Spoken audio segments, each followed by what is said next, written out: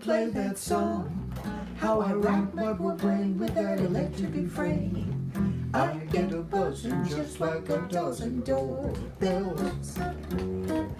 Every time they play that song, how I rock, I get weak in the knees. My poor heart shoots up a breeze, sending a stream to every extremity.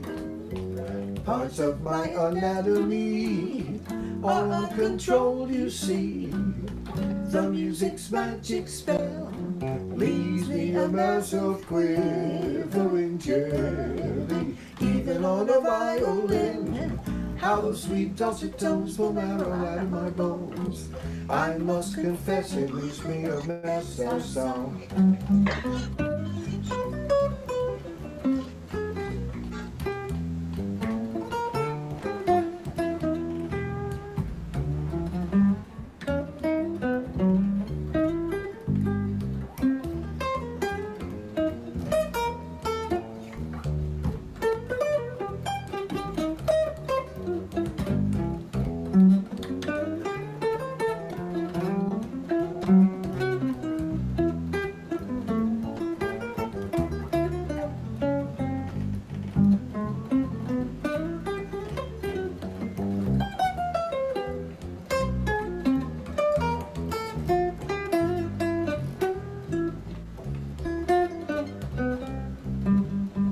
Parts of my anatomy are uncontrolled, you see. The music's magic spell leaves me a mass of quivering jelly. Even on a violin, how those sweet dulcet tones pull marrow out of my bones. I must confess it leaves me a mess of song does. I like to hear that song cause it thrills me so, our song. Yay! I love that. What song is that again? Our Song by Jerry Mulligan. Yeah, that's a great song. Line for Lions. Line for Lions. I think Chet Baker wrote the lyrics. I love that. Ladies and gentlemen, my guest, Spencer Reed. We had a few glitches, in the beginning, but I think we're on. Ah, good. And my friend Roland Ascarones found us, so that's good. He's a guitar player, but he says he doesn't play anymore. But I went over to his house and he had like 8 guitars. Ooh, that's the that's the sign. If the corner of the room looks like that, you're a guitar player. I know guitar players, man. Some singers have kind of relationships with different musicians. For me, it was always guitar players. I don't know why, but that just happens. And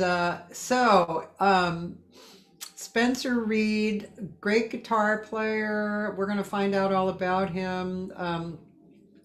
Those of you watching may have seen me interview and hang with his wife, Nancy Reed, Isn't she a lot of fun? She's great. She's an awesome bass player and guitarist and singer. I mean, yeah, just really. And you guys together, that was really beautiful. It was organic and touching. It was beautiful. Thank you. Maybe I have an inferior thing. Did that flow smoothly, or was it really kind of look like slow motion to me on my? I think maybe I have a bad display. To me, it looked fine. Yeah, wonderful. Thank you. Yeah, Roland can tell us if he saw that. He. I was wondering what that number was. He said 13. I was like, 13 what? 13 guitars. He has. Very good. Oh yeah, he's a guitar player, all right. Yeah, once a guitar player, always a guitar player. Especially working with Nancy. Yep, it is a lot of fun, and she is, sort of thing. Yeah. So, Spencer, your accent sounds a little like New England accent. Is that where you're from? No, I'm from. I'm as Manhattan as it gets. But as teenagers, my brother made a point of speaking the King's English for a while as a reaction to all of the dees, dims, and does from our neighbors. So I was urged to speak clearly. Sometimes. Every now and then someone says, from the Bronx, right? And I realize that. But You've let it slide out. So, were you a kid who went guitar? I have to play guitar, or was it something else? no, uh, my first real experience was as conductor of the kindergarten rhythm band. And they had auditions, and I took it really seriously. And I went up there, and that was kind of cool. And then a couple of years later, my brother at 13 started playing alto saxophone, and he went to a Deep Brubeck thing, and he played Take Five endlessly with the trio with guitar and bass. And he taught me how to play drums, and the first thing I had to do was take five and not miss a beat and be able to do it for 20, 30 minutes and Wow. practice. So it was quite demanding. So it was really cool. So glad that he instilled that in me, and he had me clap along to all the Brubeck records and learn all the time signs. Wow. That's pretty interesting. Yeah. And then he stopped playing saxophone when he was about 15, and he started playing guitar and headed towards a real rock kind of thing. It was into like a Hendrix kind of dead thing. So I played drums with him up until I was about 15. I played some guitar. And then when he left home as an adult at 21, being on my own, that's when I started playing guitar more and started recording at home. And Interesting. That's kind of yeah. I love the dead thing. You know, when I was in college, I guess you'd say I was a deadhead. yeah, we didn't actually play dead tunes. Actually, sort of went the opposite way because we sort of sounded like that. And I thought, well, we don't want to Oh, copy. I see. He wrote, my brother wrote tunes about people in the neighborhood. It was That must have been popular. they were not repeatable. They were made fun of us and made fun of all the neighbors. But that was the text of the tunes. Otherwise, they sounded like regular, any other rock band kind. Not really, but Yeah. that was fun. But when also up until that time, I really thought I was going to have some career in medicine somehow. And then at age 15, I decided I really didn't want to do that. I didn't want to study that all the time. I could play music all day and have a good time, and maybe I'll be able to do something with it. And that's how I proceeded. So I got real lucky. And so, I mean, when I heard you play the first time, I thought the genres that I could hear were mixed genres. Do you think it was because of how you grew up, how you just described, or was it after that? Like, did you get into genres pretty heavily, separate genres? Oh, absolutely. That was the I think maybe the unique thing about my journey is that it has not been direct in any way in terms of what I've had to play and how I've had to present myself. Every year or every few years seems like a radical change.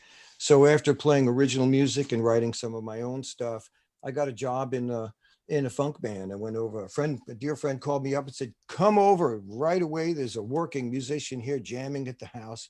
And I was 18, and a few days later, this fellow called me up and asked me to play a job with the Soul Distributors, which was a social club band in South Bronx in Harlem.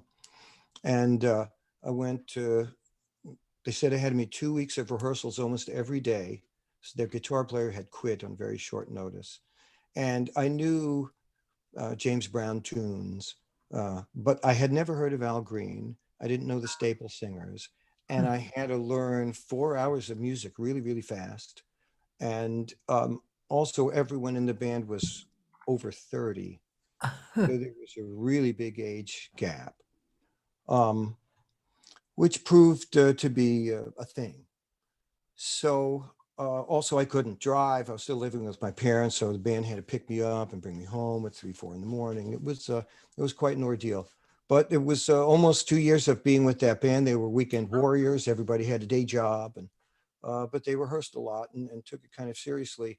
So after about a year and a half, almost 2 years of doing that, I met a songwriter. They had one day brought to rehearsal the songwriter who turned out lived near me and was very willing to take on job of driving me to and from the rehearsals. Very nice fellow. And he asked me to write out some of his tunes and record some demo records for him, which was some of the worst, first forced. From somehow that was terrible, not Freudian at all. The only one, but uh, some of the first work I got to do transcribing for Don Jernigan, a songwriter who had been in one of the Ink Spots spin-offs and sang with, it was interesting. I didn't know who these fellows were at the time, but it's very look upable. Bill Godwin's Ink Spots, and there are Oh, wow. Yeah. dozens of spin-off groups. And so learning the Ink Spots music, playing acoustic guitar was pretty cool. I learned to transcribe and found out that this fellow had been paying a transcriber who was not accurately writing down what he sang, which was interesting. Huh. And so my friend introduced me to a singer who needed help getting demo done. So in my parents' bedroom, I produced a demo for this singer, Minerva Blackwell, who later became a published author. Very, very nice lady who sang really powerful. And she recommended me to my first really good job with a fellow, Chris Towns, who had done arranging and writing for Brooke Benton and Arthur Prysock and some pretty cool stuff. Relatively under the radar fellow. And he had really wonderful musicians in his band. Most notable was Jimmy Lewis from Count Basie, who was a featured player with Count Basie. And he had told me about they had made movies when he was 19 when he played with Count Basie. And it was kind of cool that I was 19. Chris? Jimmy Lewis. Oh, okay. Jimmy Lewis. Yeah. So as one of the things that I couldn't see him then because this was in the 70s, but now I looked up Count Basie's Conversations, and it's on YouTube, and you can see it. And there's 19-year-old Jimmy Lewis in the movie that he told me about. It's very exciting to see. Oh, wow. That's cool. Yeah. Very cool. And so he was also was very generous in spirit with personal stuff as well as musical stuff. Was the drummer Khalil Mahdi, who was the drummer on Mongo Santa Maria's Watermelon Man. Oh. He was just so kind to me. And so they were just so willing to hang out and tell me stories and straighten me out kind of thing. One of the other drummers was Honey Boy Otis, who had done a lot of Cage and stuff and had worked with all sorts of early rock records. Just wonderful. Wow. That was, so you were in your around 20 or? I was 19 when I joined Chris's band, and one of our first jobs was on 52nd Street at Joe's Pier 52 across from Le Jockey Club, and right in the middle of the whole early 70s thing. It was really happening. And so if I lack any humility, I'll say I'm the last person to actually learn how to play jazz on 52nd Street. Where they said, go play. And it was a wonderful time. It was very, very exciting. Yeah. We played till 3 a.m, and it was people wore tuxedos in the clubs. Oh, wow. It was a lot of action in the street. And boy, that sounds really great. So, and you did that for a few years, 2 years or something? I did that for about 2 years. And then one of the attractive things about in the first band I had, or was in the Soul Distributors, they all had day jobs. Gentlemen all and ladies had day jobs. They had to work all the time, and they were very clear they didn't want careers in music. When I got into the Chris Towns Unlimited, one of the attractive things was that nobody had to work every day. They had sporadic work. One of the things, Jimmy Lewis, he was the original bass player on the Broadway show Hair. So the band had just got back from Las Vegas. They had really high level work, but it wasn't every day. So that sounded really, really good. That was really cool. So in terms of the Midtown area, we played at Joe's Pier 52, which couldn't have been classier, really, really neat. And then after we got finished with that job, we ended up playing at the Brown Sugar, just a few blocks away off of 8th Avenue on 50th Street. And that was just really wild. And we really got to dig in and play. We didn't have to be so polite. And that was truly a scene that I wish I could go back to, just a couple of months that I played at that club. From there, we went to Brooklyn and played at Carmine's Copa, which had a lot of the staff from the old Copacabana, because Chris Towns had been a lounge act Oh there. my God. How So fun. it was really neat. God. It was very exciting. And the players now, with the second band I was in, everyone is 20 years older. No one was under 40. Yeah. Uh, and it was great to gain from their experience, because they were generous cats. They must have loved you. They were really neat. Yeah. My I had bunches of nicknames over the years, but my favorite was we had a job where we had 3 1-hour breaks. We played 3 1-hour sets with 3 1-hour breaks, including before and after, because you either had to pack up or set up early. It's a long, long job. And I would eat a dinner every break. And I was called Brother Eatmo for a while. Hey, I want to eat some more. I'm going to watch Brother Eatmo. That's my favorite tag. It was, That's it, funny. Well, I remember, one of the earliest memories I have of going out with my dad was a sax player, and I had twin sisters who sang too. So we all sang. We'd go out on gigs with him and stuff. I just always remember him taking me in the kitchen wherever we were, and he'd say, "This is my chick. Give her some food." It was always like, I mean, if you're a musician, you get to eat. it's funny you mention that, because Chris Towns was an unusual fellow, and he taught me. Uh, Most of the other fellows were love, love. Chris was quite a bit of tough love. And one day we were in the club in Brooklyn, and I remember they had a bin of rolls. Like, they were serving a couple of hundred dinners a night, and they really had lots of rolls. And I guess I was salivating or something. I didn't ask anybody, but I remember the matron, he said, "Hey, Kate, grab a roll." And so I grabbed a roll, 2-cent roll. I'm eating, and Chris came by and he said, "What are you doing?" And he gave me a lot of grief over taking the roll. And I told him I had permission. He says, "Boss doesn't know you had permission." He says, "As far as you stole a roll." And I'm going to quote, and for me, this might be a little rough, but I remember Chris said to me, "Don't take anything from these people," Huh. referring to the management. Yeah. And he said, you'll owe them, you'll always owe them more than whatever you get. And he was really, he was, Interesting. Yeah. yeah, but he really laid it on. And that really helped me later on in life. I've seen so many people take little things and sodas, and now I do still ask for dinner if I'm. Most of the time we do get dinner, but I can see that. I can see that side. I mean, really, if you don't do something like that, you really there's some kind of position that feels a little different. That's interesting. pay for it sometime, somehow. But that's Yeah. that's that certain kind of gig. Yeah. Then you get on those other kind of gigs, and it's all about the Yeah. laughing, and where they want to feed you and they want to treat you like family, Yeah. and Yeah.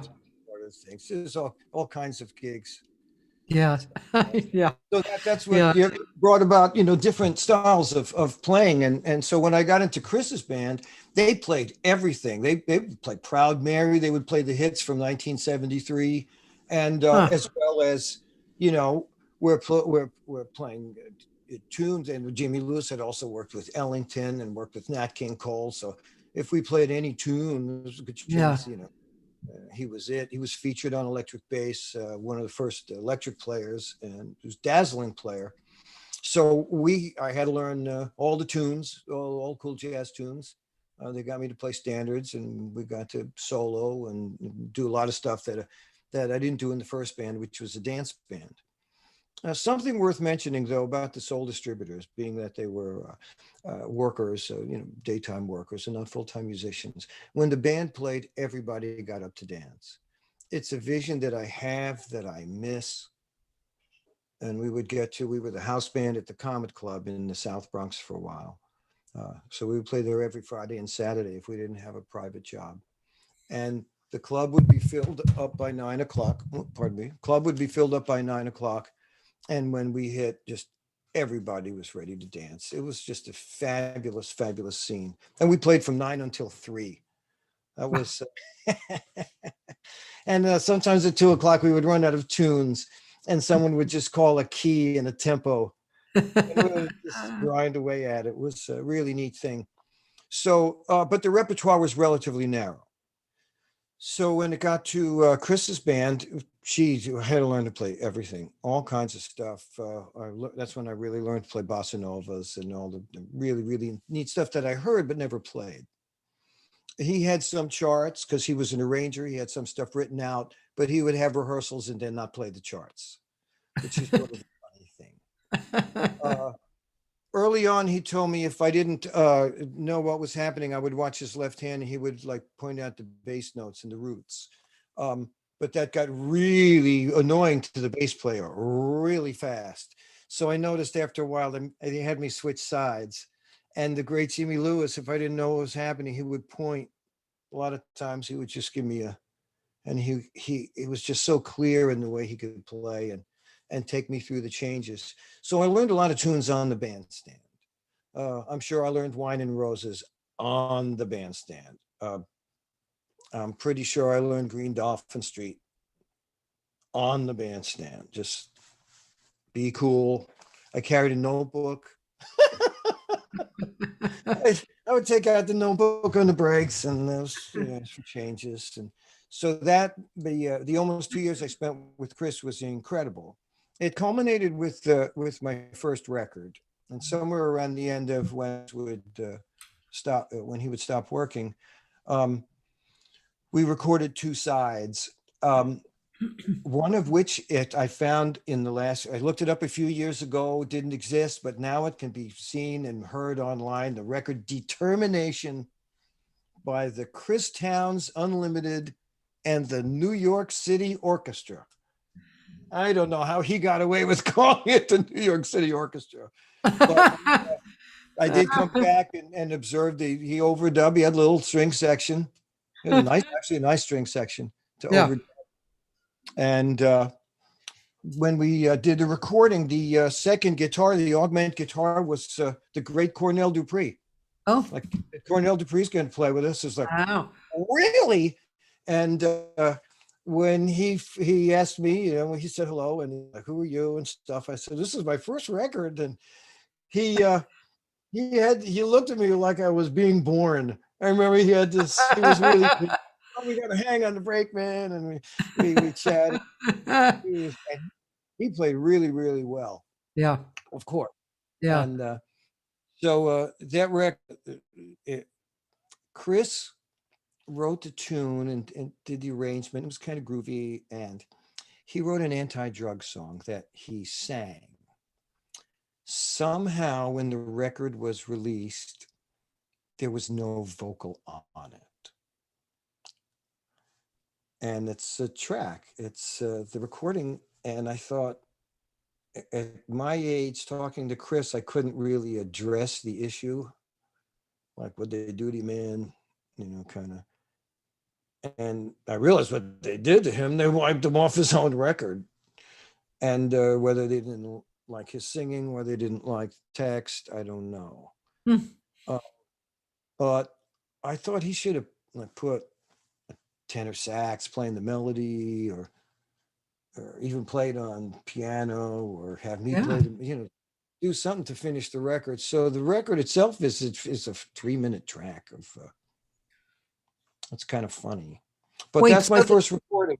So this track that you can hear actually that's the track you're talking about? Yeah, you're gonna keep waiting for a vocal that never happens. You're gonna go, all right. But in that you get to hear me play fills. That otherwise might have been buried by the vocal, because I have the lead line as a strong melodic line in the tune. So that's so interesting. What an interesting story. It was just a very odd session. Yeah. Um, and shortly after that, I did a tour with the USO. One of the drummers that had worked with Oh, cool. Chris for a while was Dito Edwards, and he invited me to join Dito and the Lovers and do my first real road work. I went away for home for a month in 1975, and Nancy and I were dating heavily at the time, and I really didn't want to be on the road. And when we got back, they said we were going to go out again for maybe 6 months and do a European tour. And I turned down a European tour. Um, and but that worked out. And a few months later, I from hanging out on the Union floor in Roseland Ballroom, I met Stanley Flato, who was an agent and violinist. And he said to me, "Too bad you're not a drummer," Did because he he say had. that? As a matter of fact. Oh yeah, that was when life changed again, right? So he had a full-time job in the Poconos, and they needed someone right away. So I told him I could do that, and the next day, the band leader called me up, and he said, "I know where you live." He says, "We went to the same high school, and he knows where the projects are, and he picked me up. So meet me in the Broadway and 228th Street at 3 o'clock in the morning." It was kind of funny. And he'll pick me up and we'll go to the Delaware Water Gap, which I'd never heard of. And uh, so we're going to go out to the Pocono Mountains. I'd heard of the Catskills. I really didn't know much about the Pocono Mountains. And so we got out here, and I stayed with that band for almost 2 years. Oh my And God.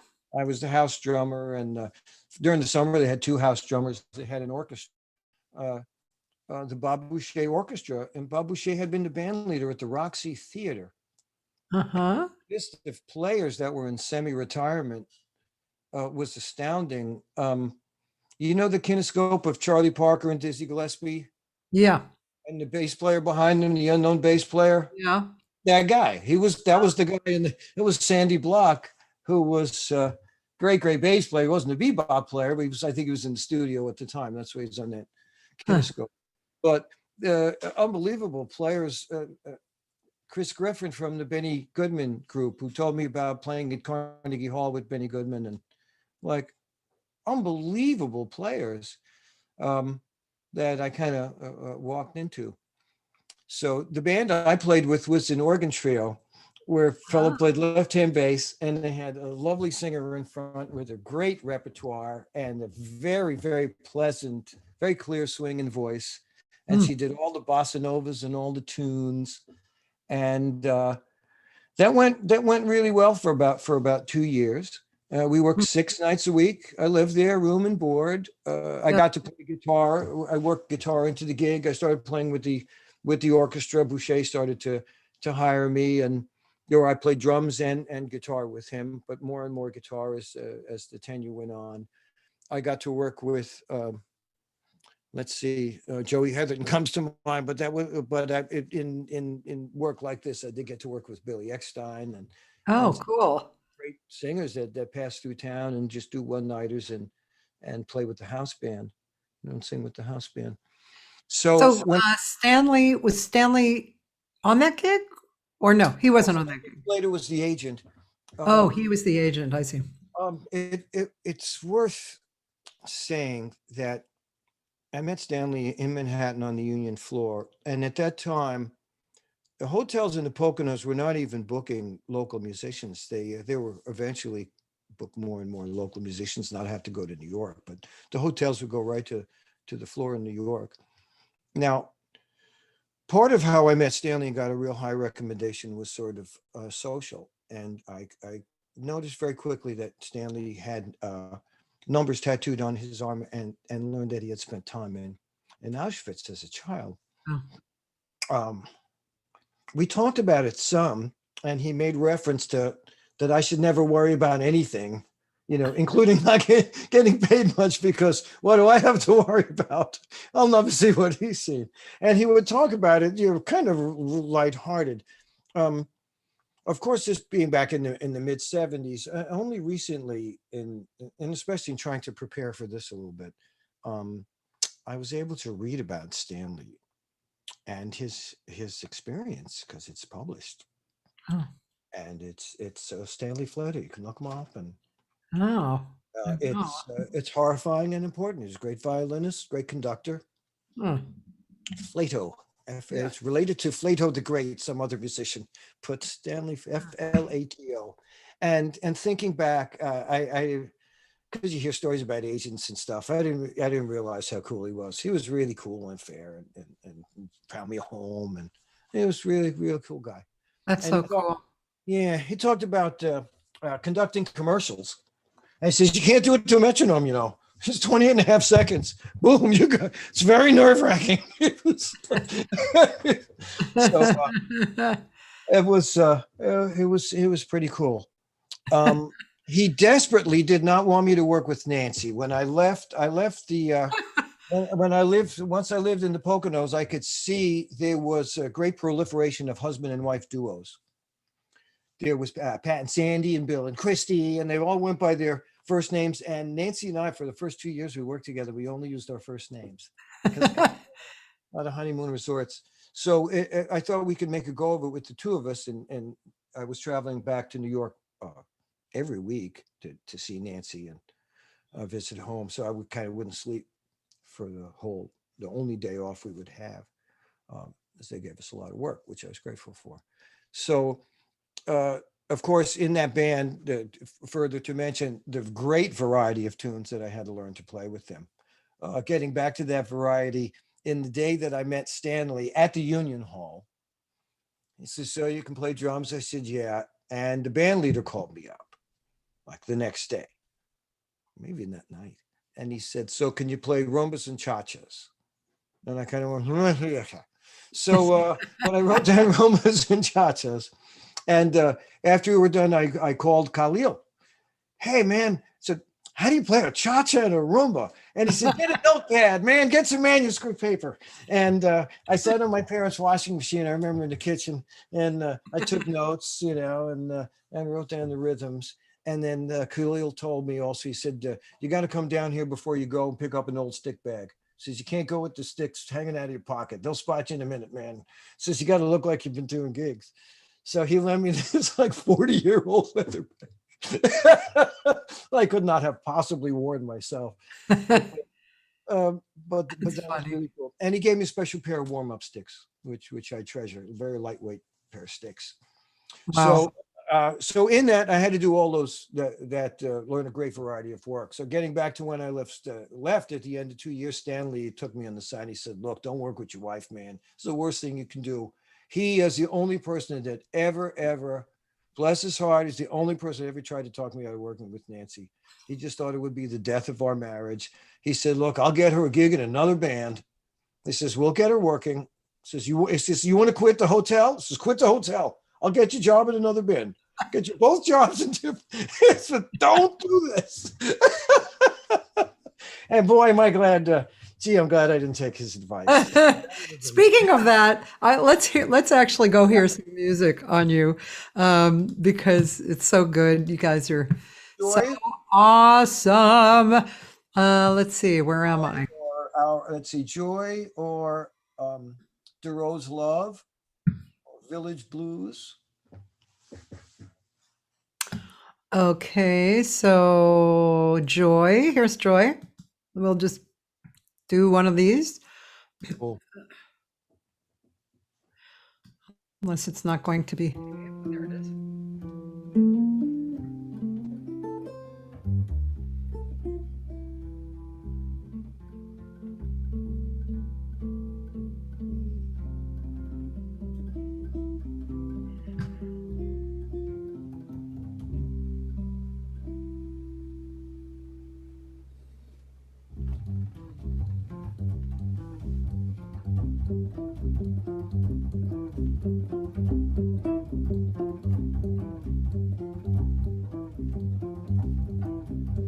Morning's a melody, the sound is a symphony of joy.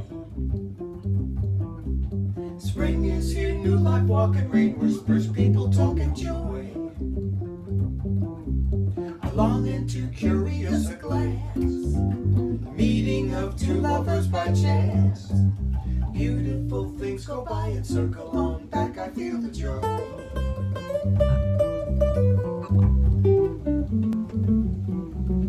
Wind blowing, faces laughing, love growing, people feeling joy. Hearts open, flowers bloom, and things move on very soon with joy. A wonder of just a passing glance, the rhythm of making love a dance. Stop now and listen to the sounds of life, listen to the joy. And with a little taste of this delight, we move on smooth as liquid night. And through this looking glass our bodies share the sweet fragrance everywhere. Rain walking, whisper talking everywhere, people feeling joy. Hearts open, flowers bloom, and things move on very soon with joy. The wonder of just a passing glance, the rhythm of making love a dance. Stop now and listen to the sounds of life, listen to the joy.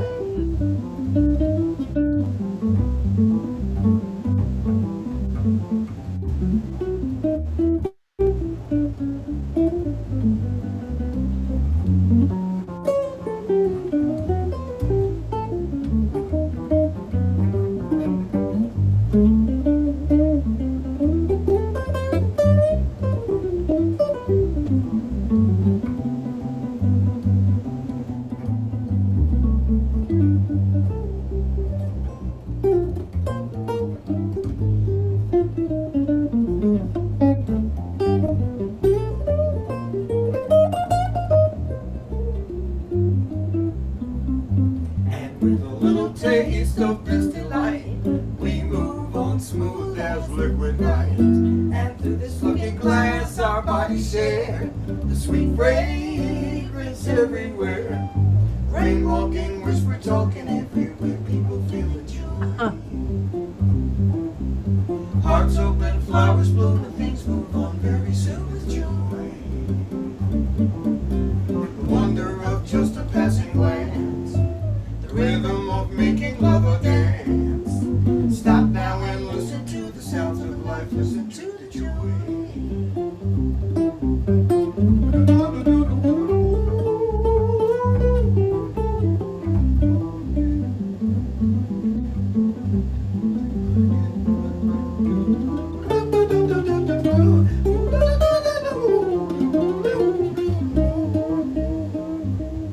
Oh man, too cool. Okay, so whose song is that? I don't recognize that song. By when it said there too. And I beg your pardon? Jerry Nywood. I had it written right in front Oh, of me. okay. Jerry Nywood, a wonderful saxophone player who I probably first heard played with Paul Simon. I know he was in the Central Park concert with Paul Simon, but a very distinguished recording career. And curiously enough, as the Pocono Mountains and Delaware Water Gap seems to me a magnet for so many musicians, Jerry's son Adam relocated to the Poconos a few years ago, and incredible saxophonist and drummer. Yeah. Well, I've Jerry, definitely what heard a his neat name. what a Yeah. neat. Yeah. It's a great song. And did he write the lyrics as well? I'd have to check, but I think so, because otherwise, That's a great song. I love that when it kind of comes to the end of 8 bars or something, and it's like the yeah, it's that pretty. kind of fall off or something. It's really very nice. Wow. The You group, guys had so much fun singing it too and playing. the group was Rare Silk. Oh, Rare Silk. We Yeah. recorded. Yeah. I'm not sure they did more than one album. God, Rare Silk. I remember that group from so long ago. And somewhere in the recording, in the production credits, is the name Richie Bars.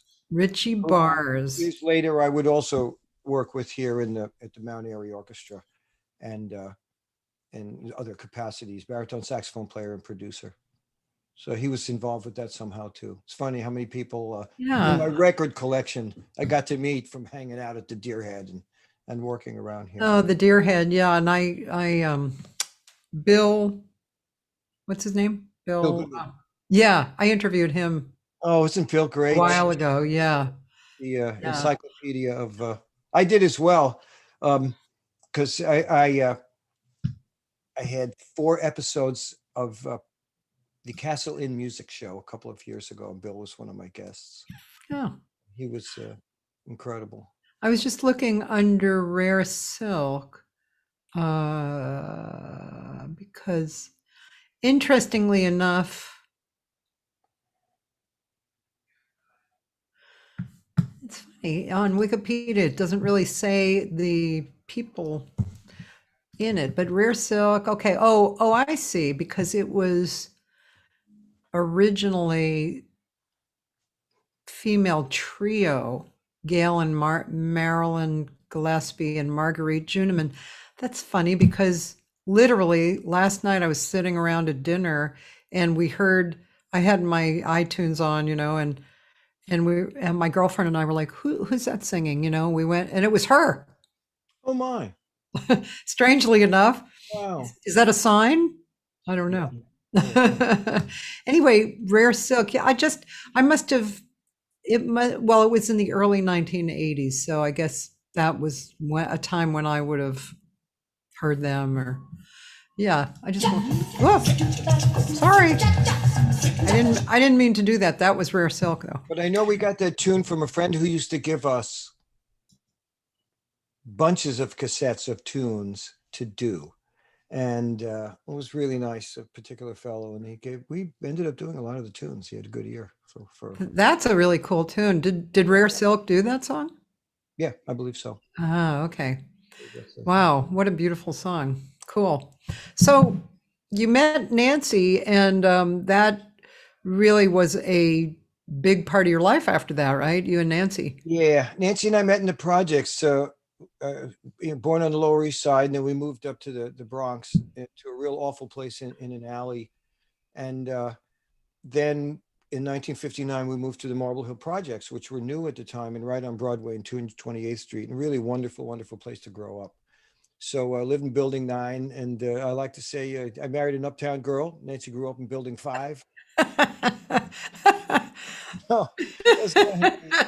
And, but a really, really cool place. I could play drums really loud. The train ran by the window, the elevated train. We were on 6 floors. And so when you walk out of your house, you walk underneath the train. It was really a lively place and a very, very good neighborhood, considering. So I started, Nancy and I met, and we had a trio for a little while with another singer. Nancy was part of a female duet. And then the three of us played for a little while. We did one job at a Midtown businessman's bar in Manhattan. And our third partner decided she didn't want to do any more gigs, so we would just do it for fun. And then Nancy and I thought maybe someday we'll do this. And I was already working. I was in Soul Distributors. I started doing uh, when I'm in the period I met Stanley, I was also going down to the Union Hall and picking up weddings and bar mitzvahs on the weekend. So that also added to playing a lot of different kinds of music and keeping up with the hits at the time. So when Nancy and I had a chance to do the honeymoon thing, it was really great. We got married, and she could move out here, and I could leave the Tamamint Hotel, and there were plenty enough honeymoon gigs and local jobs in the Pocono Mountains that kept us working. We worked every night for a while. Excuse me. Now that's I'm from the East Coast, but I'm unfamiliar with the term, and you've used it before. Honeymoon gigs. What is that? Yeah, the when we moved to the Pocono Mountains, it was billed as the honeymoon capital of the world. Okay. And there were a few Caesars resorts that were buying up, Caesars groups were buying up some of the smaller hotels. They were advertising heart-shaped bathtubs and all This is sorts of sounding like Japan. yeah, Okay. to entice honeymooners to especially. So the circuit of that for young married couples was they all needed there were just lots and lots of little lounges and places to play that wouldn't necessarily support a whole band. I see. Okay. So we also played in and out of bands, and we had our own band and could augment when we needed something bigger. But the two of us working under our first names, we did that for about 4 years. Wow. And it was really neat. We spent all of our time together. And so it in around 81, I got an offer to join the Bob Grosso Orchestra and play at Mount Airy Lodge full time, uh, where I would know I would have a gig in the same place like every night and get a paycheck and sit down when I played and read music and kind of hide behind a music stand a little bit. And it seemed very appealing. So I took that job, and Nancy had to put together several different duos to cover our circuit. And that's when Nancy started playing bass a lot. Oh, And so then she had to learn all kinds of different things. I'm sure she told you about that when you spoke to her. And she did tell you about Sean Leffel, Deppenschmidt, and Reed and her. Did she tell? She that did, doesn't sound familiar. but she did. She had a band for a while with that they couldn't avoid calling Sean Leffel, Deppenschmidt, and Reed, and it was one of her first times as a band leader. And the band contained the great drummer Buddy Deppenschmidt, who just recently passed, who played with Charlie Bird. Huh? So the band was really good at playing bossa novas. Let's just they excelled, which is not particularly useful. So, but playing with Bob Grosso was the inventor of Fibes drums, Oh, and indeed single-handedly came up with the idea that you could make drums out of fiberglass, and it's an incredible invention. hmm. And he's also a very good drummer. Played a lot for Connie Francis, and I think he's the drummer on Zippity Doo Dah, but I don't think you can really hear drums on the track, but I believe he's the Yeah. drummer on Zippity Doo Dah. And at that time, Mount Airy Lodge was hosting a lot of the singers that were on their way through, shall we Yeah. say. Yeah. So Sergio Frankie, I remember I got to work with Frankie Lane. That's when I got to work with Billy Eckstein, some of the great rock singers, Bobby Rydell. And these acts would come through and do one-nighters. Sometimes they would be on a circuit, though, and reappear in 3 or 4 Were you months. playing drums or guitar at that time? I played guitar with them. Mhm. Once I left Tamament, I didn't do too much drumming, a little bit. Mhm. So once again with Bobby Grosso, the thing for me was I was not a good reader, not to the extent where I could sight read a show. Yeah. It was rough. Yeah. I'll admit that I could do all that other stuff, and they needed a lot of stuff, but such superb readers. That was rough. So that was another time when I had to really up my game and the skill that wasn't really required. Yeah. And some of the reading was it's really really good stuff. Hmm. So, but I did that for 2 years, and then I got an offer to join the Bobby Taylor Show, which was really now all this time Nancy and I are still working a little bit, but Nancy had really good jobs in house bands as well, and she was working 6 nights a week in similar bands because I was Yeah. at residencies. So I joined Bobby Taylor Show, very very talented fellow. Was kind of wild personally, and we played some nightclubs, and he did irreverent musical comedy, and he was an impersonator, and that was a lot of fun. Then I joined a show band with a lovely singer, the Robin Summers Show, and she had very good work. And we ended the show playing New York, and Sparkle Tuxedo and High Kicks, and I kind of paid my dues, or started to pay my dues. And then I got an offer to join the Joey Casella Show and once again be in a residency in a hotel for 6 years, a place called Woodlock Pines. And it's listed somewhere as or many places, the #1 family resort in America. And it truly is. And as musicians go, they could not have been more kind to me and my family. And they treat the band like family. And it was really neat. Yeah. And I worked with a really bunch of talented fellows. We got to play some jazz. Everybody could really play, but show business to the max. And 6 years of not really being able to play jazz gigs except some afternoon festivals. So that was I know you had mentioned you want to talk not just about the narrative, but the artistic journey and the Yeah. spiritual thing. And if my friends are watching from Woodlock Pines and all my friends, please, I'm not, putting it down in any way, but it's not the artistic journey. I made it so as much as I could, but I was a working musician, like playing a Broadway play and writing and costuming and helping with sometimes with non-musical chores, which I tried to minimize and protect Yeah. my fingers.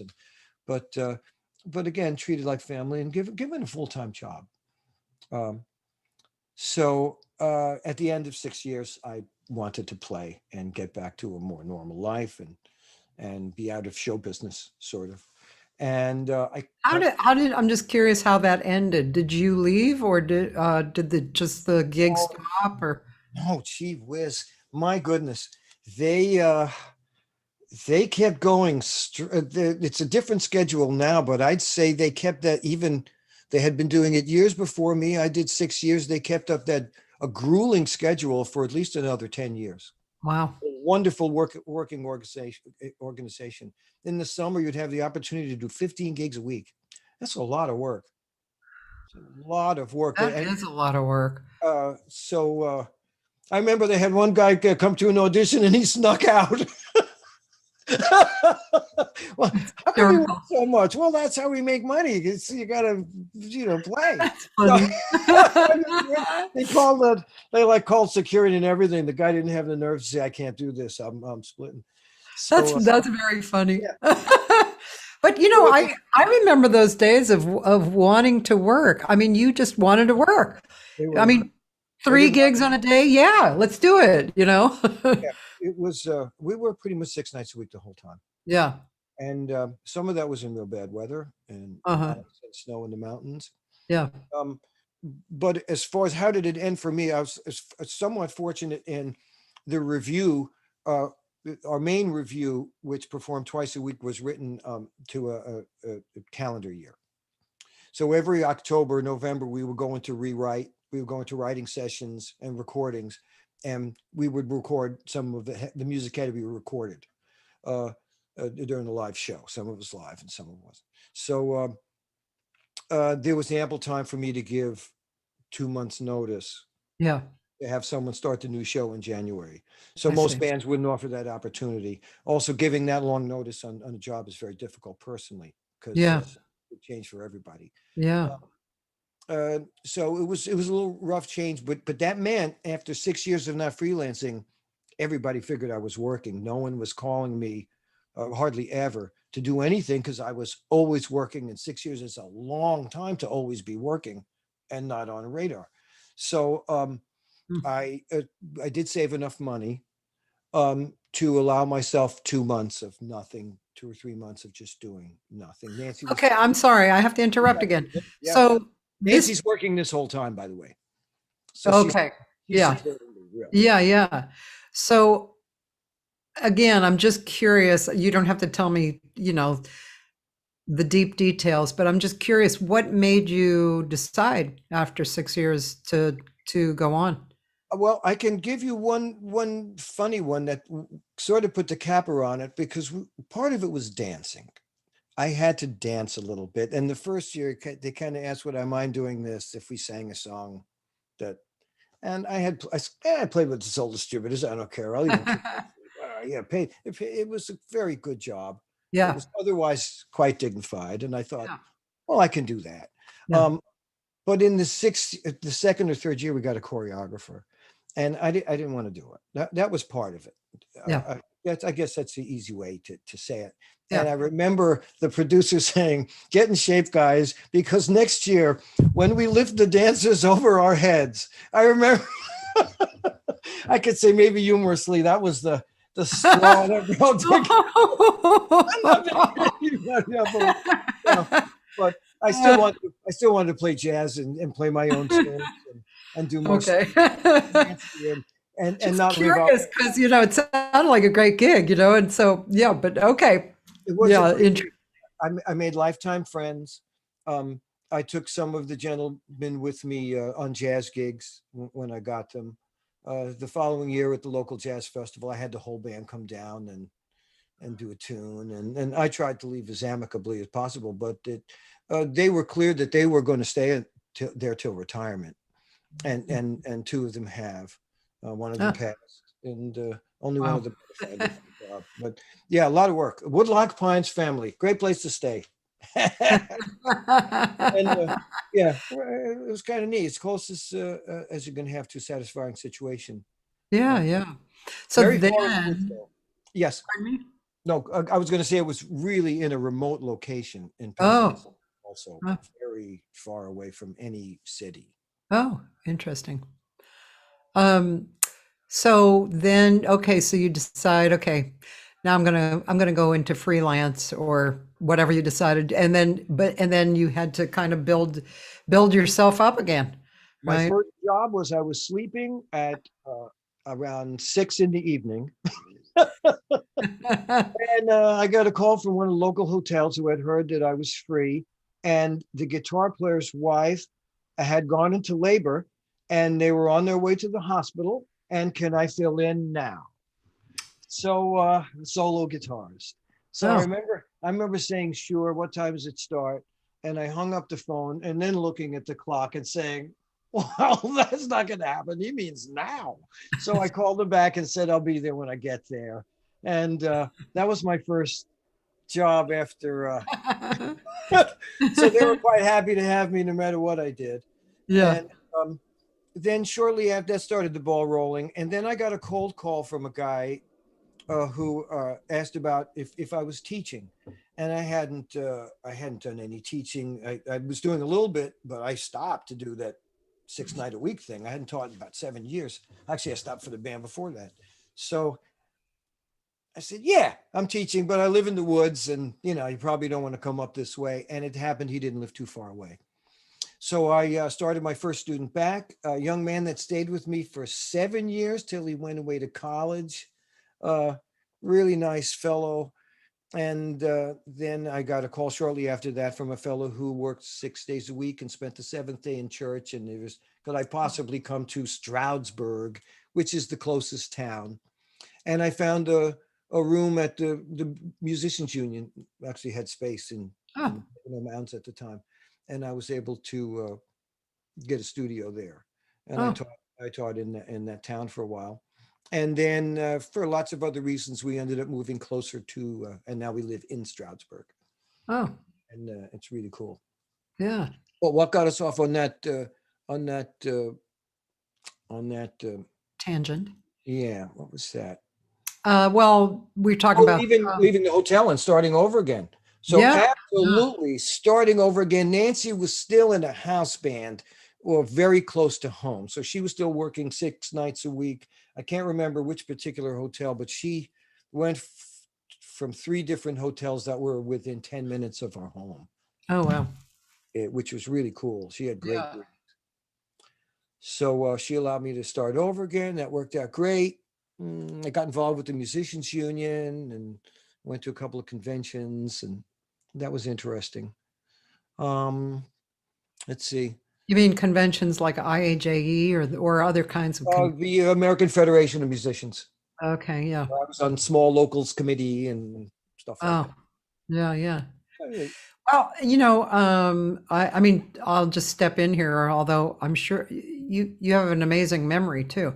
Um, I have a but tiny bit of notes here, but not much. yeah, well, I'm kind of following along with the bio that you sent, and yeah, but what's interesting is that sounds like you dove it's like a line of pools, there's like Yep. 8 different pools, and this Yes. pool you dove totally into this pool for a year or two, and then it was the next pool for a year or 2 or 6 years, and then it was Yep. the next pool.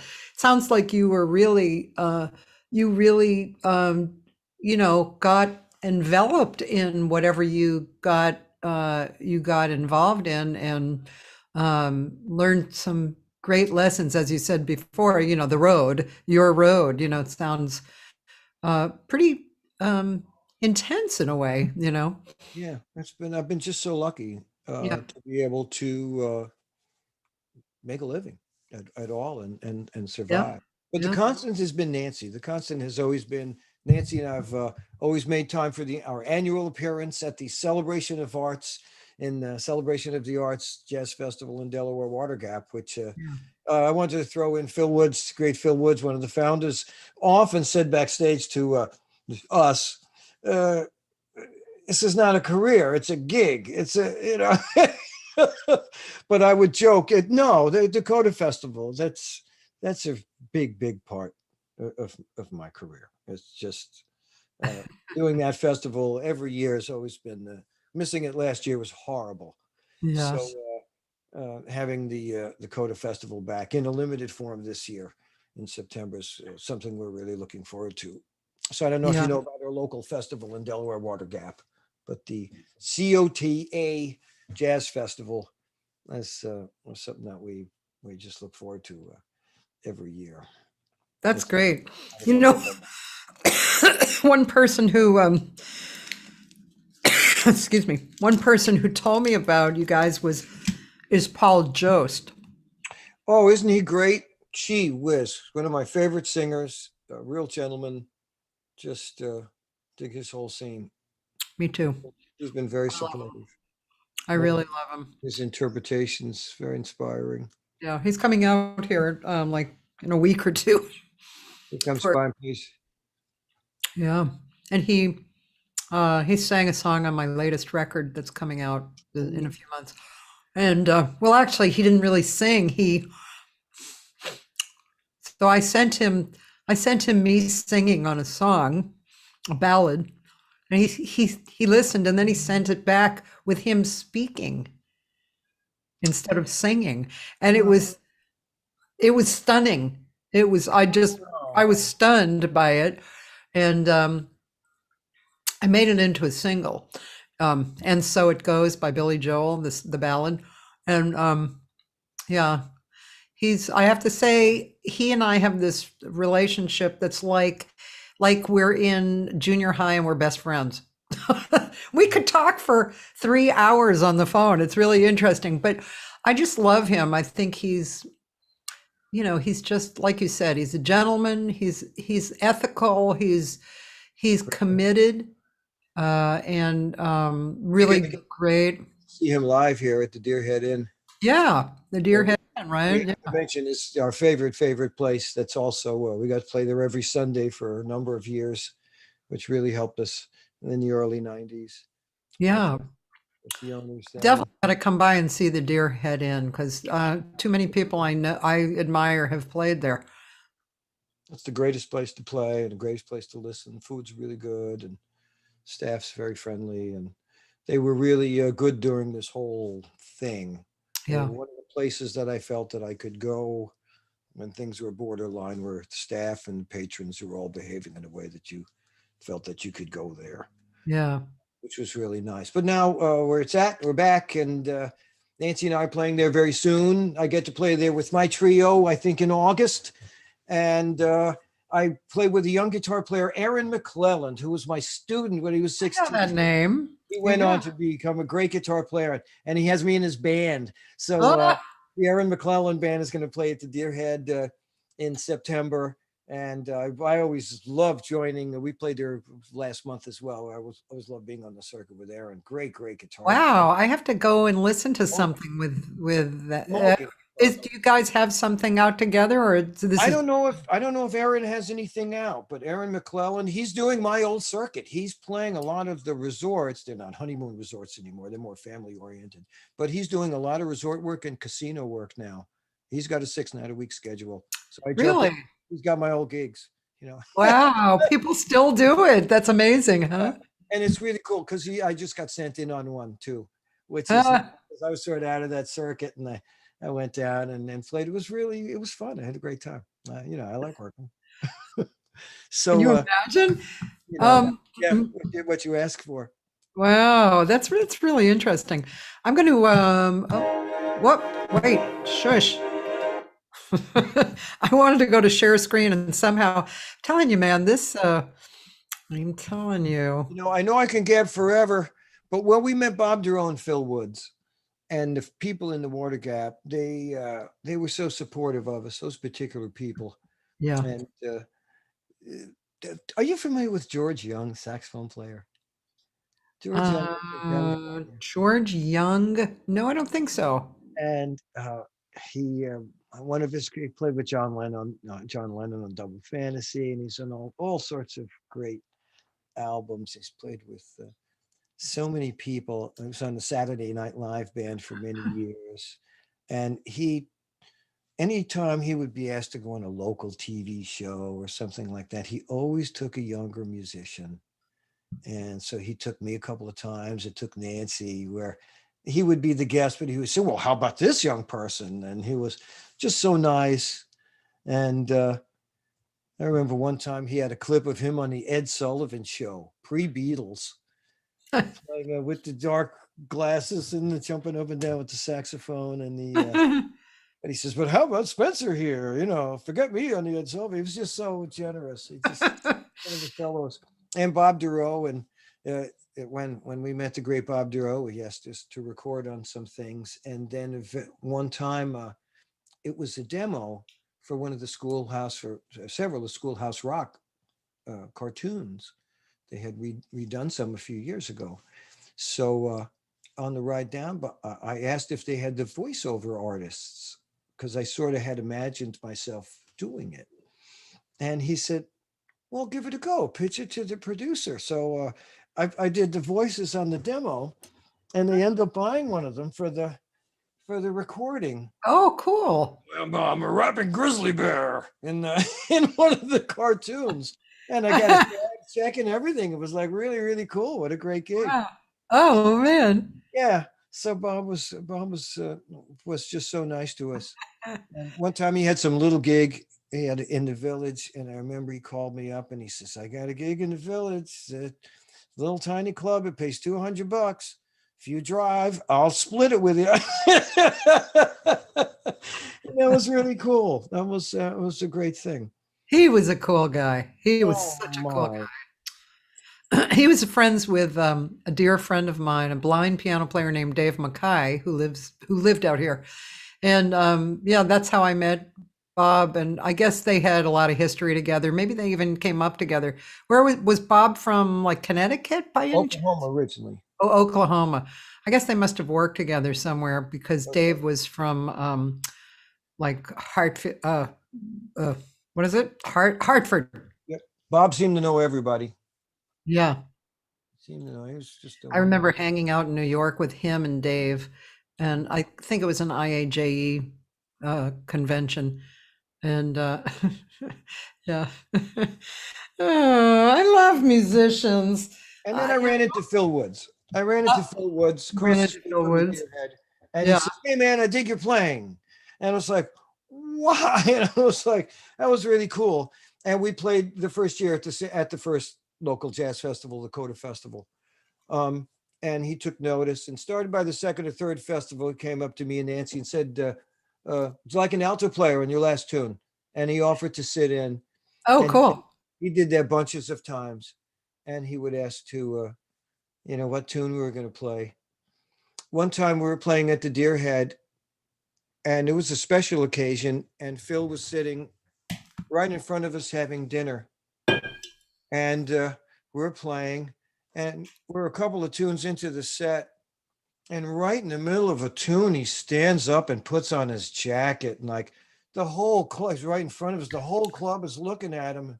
And I'm playing, and I'm thinking, "Oh no, he's not going to walk out, right? I'm just going to be mortified." It didn't happen. He got up, he put his jacket on, and very quietly walked up, opened up the piano, and joined us for the rest of the set. Huh. And just sat in and played piano for us. And it's just wow, which of course in my humility, then I'm thinking, well, this is wonderful, or we sound so bad, he just can't, he wants to hear some correct changes. That also went through my mind. But that was so cool. Phil was just the greatest. And then he had a little big band and did a European tour that I just thought was the coolest thing. And then in a few years, he expanded the band, and added guitar. So that was really a treat.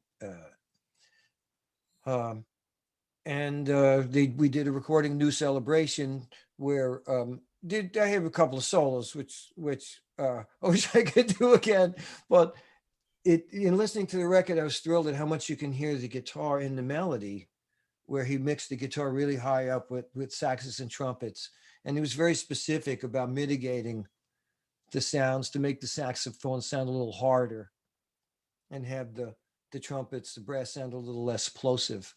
So the way the guitar came in with that, later on I realized how he functioned. And he wrote melodies so much in the rehearsals.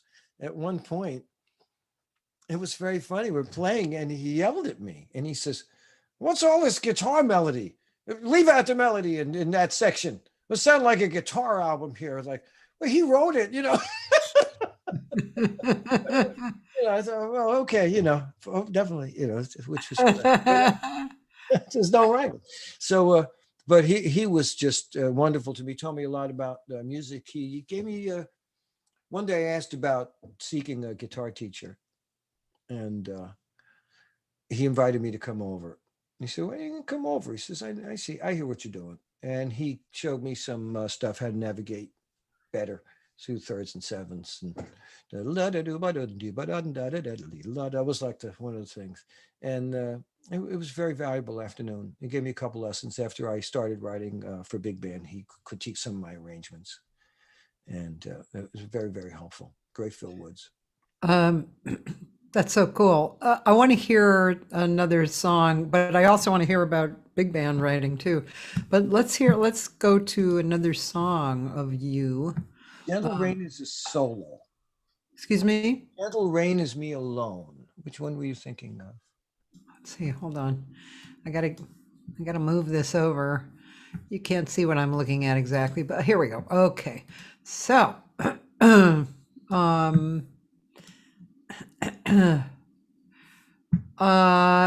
whatever you I mean you mentioned Village Blues, but whatever. Yeah, maybe Village Blues. Okay.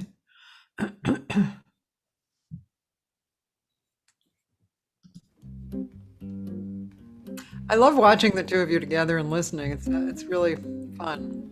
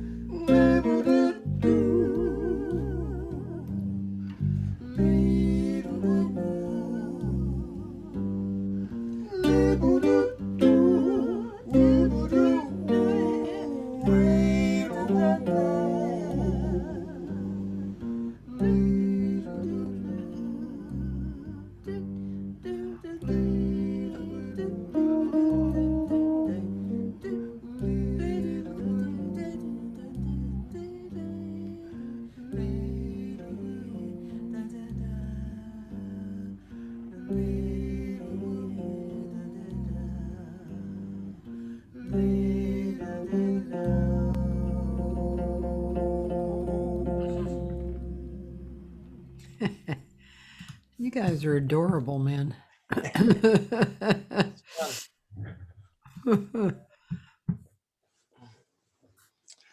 Yeah, So Nancy's, so when I met Nancy, her parents were the coolest.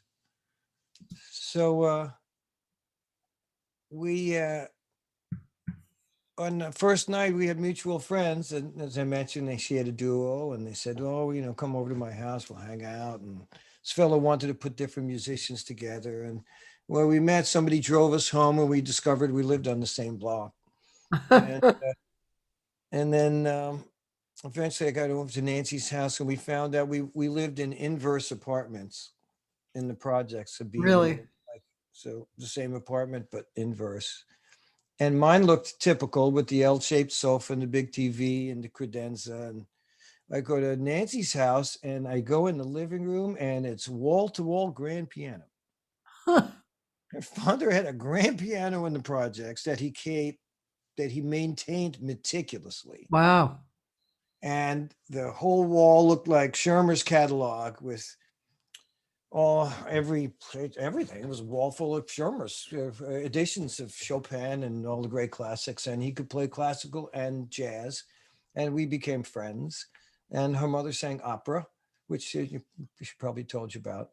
And so her father, Marcus Wilburn, was just the coolest. He played at the Minton's jam sessions and was very modest about it. And so when he found out I could play all the things you are, and I remember you, it was really neat. And he was just very supportive and thought, we were doing great.